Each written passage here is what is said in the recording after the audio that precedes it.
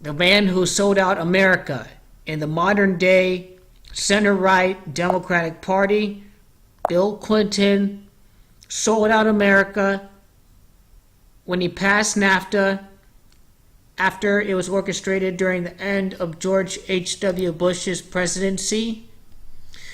It was officially approved on January the 1st of 1994. Keep that in the back of your mind as I decode the deal that destroyed the American middle class. The deal that killed the American middle class was a North American free trade agreement. Let's talk about what NAFTA did. Okay, you'll get rid of all these tariffs and whatnot. You navigate free trade, which does increase GDP, but where is all this GDP going to? It is going to the hands of the top 1% that own all these multinational corporations that benefit from these trade deals. But who hurts from these trade deals is the workers. They don't get paid much. High-paying manufacturing jobs are gone, and they're replaced with low-paying service jobs. So how the wealthy rigged the economy was that, yeah, more people are going to college, but they're just burdened with student loans and student loan debt, so they're not really gaining more wealth, and you have no trade schools, and you have people who go to college and they can't get employed and pay off their student loans. So that's when student loan bubbles are formed as a byproduct of what NAFTA was all about for the elites at the time. But you replace high-paying manufacturing jobs with low-paying service jobs. That was part of the rigging that was in place, to supplement having cheaper consumer goods, which is fine for the consumer, but then when you have all these people losing their decent paying jobs with low paying service jobs, then you're not really gaining any additional wealth if you're the low and middle class. This is libertarian economics at work. It is completely rigged economics, because what this NAFTA deal was all about America being the land of the greedy for good. They kicked it off in the 1980s and the deficits and whatnot, the tax breaks for the rich.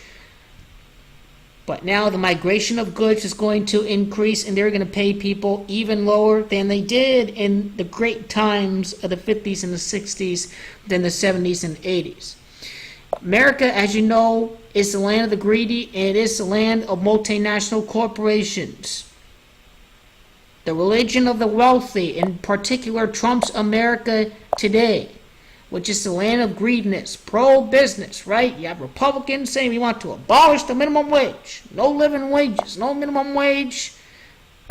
Right-wingers vote against their own interests every single time. That is really the retards in rural America that still support for Donald Trump. And this is why you're precisely an idiot if you're not rich and you still vote for the Republican Party.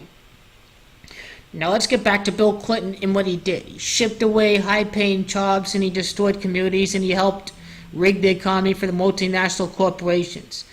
President Clinton sold out America because the jobs are never coming back to the U.S. Instead, he helped all the multinational corporations that give money to the campaigns. That's what corrupted the Democratic Party during the days of Bill Clinton. A NAFTA agreement made sure that there was no middle class. There are the haves and there are the have-nots. There is no in between. No middle class is what Washington is doing today.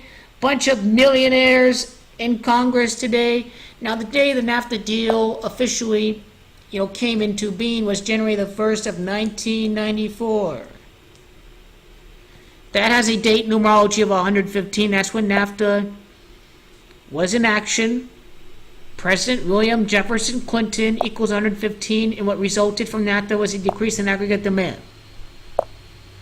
because GDP growth decreased ever since the 1990s, right? We can barely crack 3-4% today. We can barely nudge past 2.5%. We cannot even reach 3% This NAFTA deal was supposed to promise us with high wages or whatnot by making consumer products cheaper, but trickle-down economics did not work. Once again, in replacing, decent paying service jobs with decent paying manufacturing jobs, replacing them with low paying service jobs is going to decrease consumer power. A decrease in aggregate demand is what this is all about, and this is what Bill Clinton was all about. And the Freemasons that run the government and run these multinational corporations that meet in secret when discussing all these trade deals. Bill Clinton elected in the year 1996. Freemason, it's Clinton, that equals 33. But I want you to notice, too, with 96. It's corporate propaganda. It's the Libertarian Party. It is Freemason that equals 96. Now, these Freemasons know that Libertarian Party and right-wing economics don't serve the interests of everyone. It is meant to confiscate even more wealth to the top 1%, and really how they keep these global right-wingers in control is to divide and conquer them against their own citizens, to make them fear immigrants, right? To pit them in a divide and conquer war against people of different races. Republicans always use racism to keep people away from the main issues. They always focus on abortion and guns. They're not all these babies are being killed. They're not going to take your gun. It's just a distraction from your economic situation. Now, we know what Bill Clinton is. Bill Clinton is a corporate Democrat, equals 190. It is synagogue of Satan, that equals 190, right? The beast that rules America, a.k.a. Babylon, and Israel, and, as you know, all of the bankers that control all of the money supplies across the world are part of this game. It's synagogue of Satan, that equals 64. Corporations, NAFTA deal, global economics, President Bill equals 64. NAFTA was, quite simply, the freedom to exploit. It's to ship jobs overseas and to pay people pennies on the dollar. That's exactly what NAFTA was all about. That is what Donald Trump does. That is what all the billionaires do. So-called free trade. What corporate Democrats supported. President Bill Clinton, right? Religion of America, which is profits over people. Bill Clinton put this idea to these people's heads to pass NAFTA. NAFTA weakened the dollar because it decreased consumer power with these low-paying jobs. And the loss of wages is more than the decrease in the price of goods. NAFTA is weakening the dollar because of our low GDP growth. That is what the Zionist gang wants to support. The economy is rigged for the top 1%, I said, and it is Bernie Sanders that is completely right about this. He's the only one speaking out against NAFTA.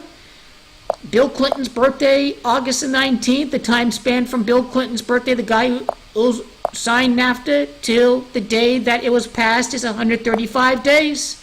And we can see that Bernie Sanders is completely correct about NAFTA. It concentrated wealth to the top 1%. All these decent paying jobs were shipped overseas. And the moment that Bill Clinton and the center-right Democrats came into power, right, all you had was a two-party corporate conglomerate, and you didn't have a Democratic Party anymore.